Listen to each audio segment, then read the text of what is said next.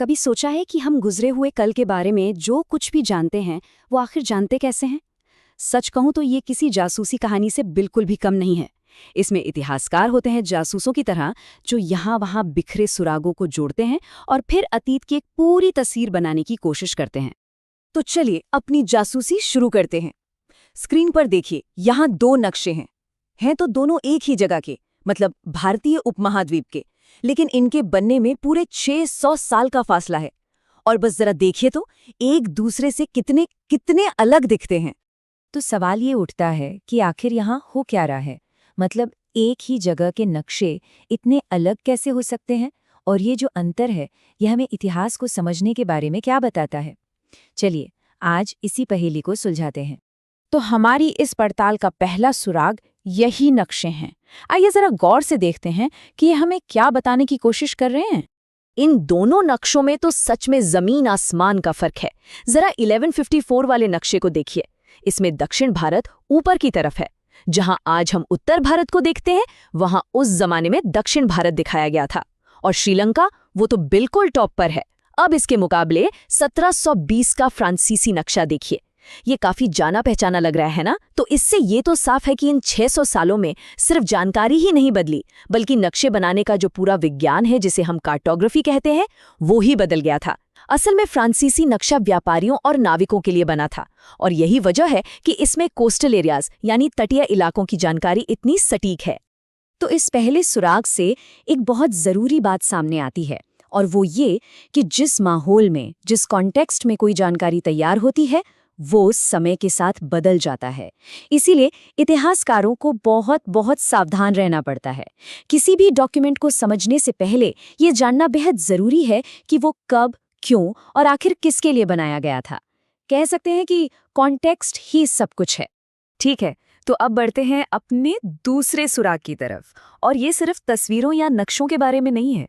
पता है, समय के साथ साथ शब्द भी अपने मायने बदल लेते हैं। मिसाल के तौर पर हिंदुस्तान शब्द को ही ले लीजिए। 13वीं सदी में जब इतिहासकार मिन्हाज-ए-सिराज ने ये शब्द इस्तेमाल किया, तो उनका मतलब सिर्फ पंजाब, हरियाणा और गंगा यमुना के बीच के इलाकों से था। मतलब एक राजनीतिक मतलब था, जिसमें दक्षिण भारत था ही नहीं। फिर 300 साल बाद 16वीं सदी में बाबर ने इसी शब्द का इस्तेमाल किया, लेकिन पूरे उपमहाद्वीप के भूगोल, यहाँ के जीव जंतुओं और यहाँ के लोगों की संस्कृति को बताने के लिए। और आज तो हम हिंदुस्तान को भारत, एक मॉडर्न देश के रूप में समझते हैं। तो देखिए, एक ही शब्द, लेकिन सदियों में उसके मायने कितने कितने बदल गए। एक और उदाहरण देखते हैं। शब्द है विदेशी। आज विदेशी का मतलब क्या है? सीधा सा जवाब है कोई ऐसा व्यक्ति जो भारत का नागरिक नहीं है। लेकिन मध्यकाल में इसका मतलब ये नहीं था। उस जमाने में कोई भी अजनबी जो किसी गांव के समाज या संस्कृति का हिस्सा नहीं होता था, उसे विदेशी कहा जाता था। मतलब शहर में रहने वाला इंसान किसी जंगल में रहने वाले के लिए भी विदेशी हो सकता था, भले ही उनका धर्म या भाषा एक ही क्यों ना हो। चलिए अब आते हैं अपने तीसरे और बड़े ही दिलचस्प सुराग पर, यानी हाथ से लिखी हुई पुरानी पांडुलिपियां या मैन्युस्क्रिप्ट्स। और हाँ, इनके साथ काम करना बिल्कुल भी आसान नहीं है। दरअसल हम जिस दौर की बात कर रहे हैं, उस दौरान एक बहुत बड़ी क्रांति हुई। हुआ ये कि कागज काफी सस्ता और आसानी से मिलने लगा। इसका नतीजा ये हुआ कि लिखित रिकॉर्ड्स की जैसे बाढ़ आ गई। धार्मिक ग्रंथ, राजाओं के हुक्मनामे, अदालतों के रिकॉर्ड, मतलब हर तरह की लिखी हुई चीजें बढ़ने लगी। तो सवाल ये है कि इन सभी दस्तावेजों को लिखता कौन था? इन्हें लिखते थे लिपिक, जिन्हें स्क्राइब्स भी कहते हैं। याद रखिए, उस जमाने में कोई प्रिंटिंग प्रेस तो था नहीं, तो हर एक कॉपी, हर एक दस्तावेज हाथ से ही लिखा जाता था। और ये वाकई में बहुत मेहनत का काम था। लेकिन अब जरा सोचिए, क्या होता होगा जब कोई लिपिक किसी मूल मैन्युस्क्रिप्ट को कॉपी कर रहा हो और उससे कोई शब्द समझ ना आए, या गलती से उसकी लिखावट में कोई छोटा सा बदलाव हो जाए। अब कल्पना कीजिए कि यही प्रोसेस सदियों तक चलता रहा। एक कॉपी से दूसरी कॉपी बनी, फिर उस कॉपी से एक और कॉपी, और हर बार छोटे छोटे नए बदलाव जुड़ते गए। नतीजा ये हुआ कि आखिर में जो पांडुलिपियां मिली, वो मूल लेख से काफी अलग हो सकती थीं। और बस यहीं पर इतिहासकारों को एक बार फिर जासूस बनना पड़ता है। उन्हें ये अंदाजा लगाने के लिए कि लेखक ने असल में क्या लिखा होगा, एक ही टेक्स्ट के कई अलग अलग वर्जन्स को पढ़ना और कंपेयर करना पड़ता है। ये एक बहुत ही पेचीदा काम है। तो अब तक हमने ये तो देख लिया कि इतिहासकार अपने सुराग कैसे इकट्ठा करते हैं। लेकिन अब सवाल ये है कि इन सुरागों को जोड़ने पर हमें इन 1000 सालों की क्या तस्वीर मिलती है। और यकीन मानिए, ये कोई ठहरा हुआ शांत दौर बिल्कुल नहीं था। ये एक जबरदस्त बदलाव का दौर था।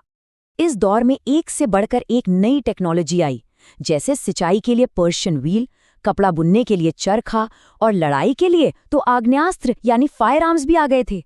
और सिर्फ टेक्नोलॉजी ही नहीं, खाने पीने की भी कितनी नई चीजें आई। सोचिए जरा, आलू, मक्का, मिर्च, चाय, कॉफी, ये सब इसी दौर में आए और इन सब ने मिलकर लोगों के रहन सहन को पूरी तरह से बदल डाला। ये वो दौर था जब लोग मौकों की तलाश में एक जगह से दूसरी जगह बहुत सफर करते थे। इसे उथल-पुथल के बीच राजपूत जैसे नए और ताकतवर समूह सामने आए। समाज अब और भी कॉम्प्लेक्स होता जा रहा था।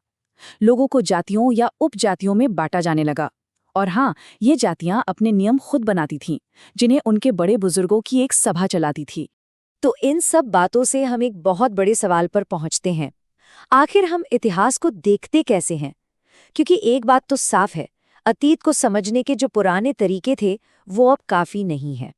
देखिए, पुराने जमाने में यानी 19वीं सदी में ब्रिटिश इतिहासकार भारतीय इतिहास को बड़े सीधे साधे तरीके से हिंदू, मुस्लिम और ब्रिटिश काल में बांट देते थे। मतलब सिर्फ इस आधार पर कि शासक का धर्म क्या था। ये तरीका इस उपमहाद्वीप की असल विविधता को पूरी तरह नजरअंदाज कर देता था। लेकिन आज के इतिहासकार ऐसा नहीं करते। वो इन सबसे आगे बढ़कर बड़े आर्थिक और सामाजिक बदलावों को देखते हैं। वो ये समझने की कोशिश करते हैं कि किसान समाज कैसे उभरे, धर्म कैसे फैले और व्यापार ने जिंदगियों पर क्या असर डाला। और यही है इस पूरी जासूसी का सबसे बड़ा खुलासा। इतिहास सिर्फ कुछ तारीखों और तथ्यों की एक सूखी सी लिस्ट नहीं है। नहीं, ये एक लगातार चलने वाली बातचीत है। एक ऐसी कहानी है जिसे बार बार लिखा जाता है, जैसे जैसे नए सबूत और नए नजरिए सामने आते हैं। तो एक सवाल के साथ इस बात को खत्म करते हैं। अगर इतिहास हमेशा दोबारा लिखा जाता है, तो जरा सोचिए, आज से कई सौ साल बाद भविष्य के इतिहासकार हमारे इस दौर के बारे में क्या कहेंगे? आज हम जो कुछ भी कर रहे हैं, उसकी कहानी वो लोग कैसे सुनाएंगे?